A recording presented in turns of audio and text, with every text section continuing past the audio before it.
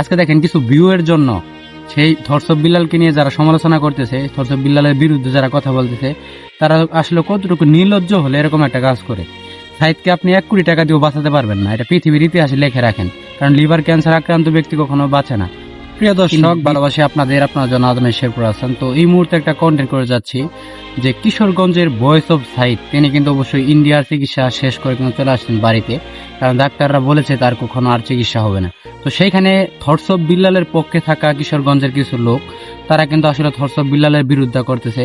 কালকে একটা ভিডিও দেখতে পাচ্ছেন স্ক্রিনে, আমি যেটা দিয়ে দিচ্ছি তামাশা ভাই নামের একটা আইডি থেকে।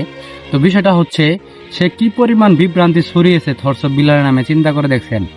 কিশোরগঞ্জের যদি কোটি কোটি টাকাও দেওয়া হয়, সেই সাইদকে কিন্তু আর বাঁচানো সম্ভব হবে না। তাহলে দেখেন, সেই জায়গায় ধর্ষক বিল্লালকে দায়ী করা হচ্ছে। যদি কিশোরগঞ্জের সাইদের কিছু হয়ে যায়, ধর্ষক বিল্লালে নাকি বিপদে পড়তে হবে, এটার হুমকি দিচ্ছে তারা। তো কতটুকু নির্লজ্জ হলে এরকম একটা কাজ করতে পারে। আর কিশোরগঞ্জবাসী তা কি করে, কিছু কিছু কন্টেন্ট ক্রিয়েটর রয়েছে নতুন নতুন, তারা কিছু ভিউ এর জন্য একজন কন্টেন্ট ক্রিয়েটরকে নিয়ে সমালোচনা শুরু করে দিয়েছে। সেই কিশোরগঞ্জের ভয়েস অফ সাইদের পাশে ধর্ষক বিল্লাল দাঁড়ানো কি তার অপরাধ ছিল? তার তো কোনো অপরাধ ছিল না। সে কিন্তু চেয়েছিল যে ভয়েস অফ সাইদকে টাকাগুলো কালেকশন করে দেওয়া, না ফান্ড কালেক্ট করার দেওয়ার। তো সবচেয়ে বড় কথা হচ্ছে, সেখানে দাঁড়ানোটাই সবচেয়ে বড় একটা মানে অপরাধ হয়ে গেছে কিশোরগঞ্জবাসীর কাছে। রাব্বি বলতেছে, সুমন বলতেছে, এমনকি আরো অনেকেই নানান তথ্য ছড়াচ্ছে কিশোরগঞ্জের ছোট ছোট কন্টেন্ট ক্রিয়েটররা। আজকে দেখেন কিছু ভিউ এর জন্য সেই ধর্ষক বিল্লালকে নিয়ে যারা সমালোচনা করতেছে, ধর্ষক বিল্লালের বিরুদ্ধে যারা কথা বলতেছে, তারা আসলে কতটুকু নির্লজ্জ হলে এরকম একটা কাজ করে। সাইদকে আপনি 1 কোটি টাকা দিয়েও বাঁচাতে পারবেন না, এটা পৃথিবীর ইতিহাসে লেখে রাখেন, কারণ লিভার ক্যান্সার আক্রান্ত ব্যক্তি কখনো বাঁচে না, তিনি ধীরে ধীরেই মারা যায়। তো সবাই দোয়া করবেন যেন আল্লাহ তাআলা তাকে সুস্থ করে দেয়, আমরাও চাই তিনি বেঁচে ফিরুক আমাদের মাঝে। আর সবচেয়ে বড় কথা হচ্ছে, জঘন্যতম কিছু মানুষ রয়েছে কিশোরগঞ্জে। কিশোরগঞ্জের মানুষগুলো কি করতেছে, তারা ছোট ছোট ইউজার, ছোট ছোট কন্টেন্ট ক্রিয়েটরদের সামান্য কিছু ভিউয়ের নেশায় তারা কিন্তু লাগছে একটা ধর্ষক বিল্লালের নামে অপবাদ দিতেছে। শুধু কিশোরগঞ্জের মানে তামাশা ভাই না, আরো কয়েক কন্টেন্ট ক্রিয়েটর রয়েছে। তামাশা ভাই কালকে যে কন্টেন্টটা করেছে, এটা আসলে বিশাল একটা মানে দারুণ একটা খারাপ পরিস্থিতি। এমনকি তার পরিবার নিয়েও মানুষ অনেক কথা বলছে, মানে কিছু ভিউয়ের নেশা। অডিয়েন্স তো বুঝতেই আছে যে ভিউ পাওয়ার জন্য এরকম কাজ করে।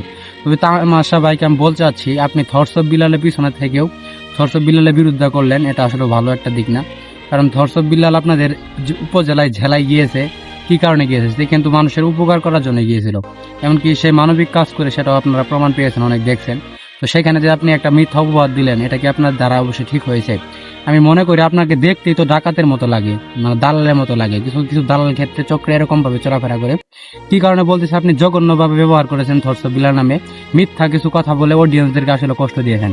এমনকি সেই পোস্টে দেখলাম প্রচুর হাহা, সবাই খালি হাহাই দিচ্ছে। তারা চিন্তা করে দেখেন কতটুকু আপনাকে মানুষ অপছন্দ করেছে আপনার ব্যবহারের জন্য। মানুষ আসলে কিভাবে বলবো, বলার ভাষা নাই। কারণ নতুন কিছু কন্টেন্ট ক্রিয়েটর রয়েছে, তারা কিন্তু শুধু চায় মানে ভিউ ব্যবসার জন্য, তারা শুধু মিথ্যা প্রচার করে। মিথ্যা প্রচার করে দেখবেন তারা কিন্তু মানুষের কাছে এগিয়ে আসতেছে, মানুষ কিন্তু তাদের ভিডিওগুলো দেখতেছে। সবচেয়ে বড় কথা আমি আপনাদেরকে শেয়ার করছি, সেই কিশোরগঞ্জের সাইদকে কোটি কোটি টাকা দিলেও আপনারা বাঁচাতে পারবেন না। আজকে সাইদকে নিয়ে যদি নানান কিছু তথ্য ছড়ান, এমনকি মানে একটা জেলায় জেলায় সংঘর্ষ করেন, তাহলে এটা কিন্তু খারাপ একটা দিক। আমি মনে করি সবাই সচেতন হয়ে যান, সবাই সব জায়গা থেকে ভালো হয়ে যান।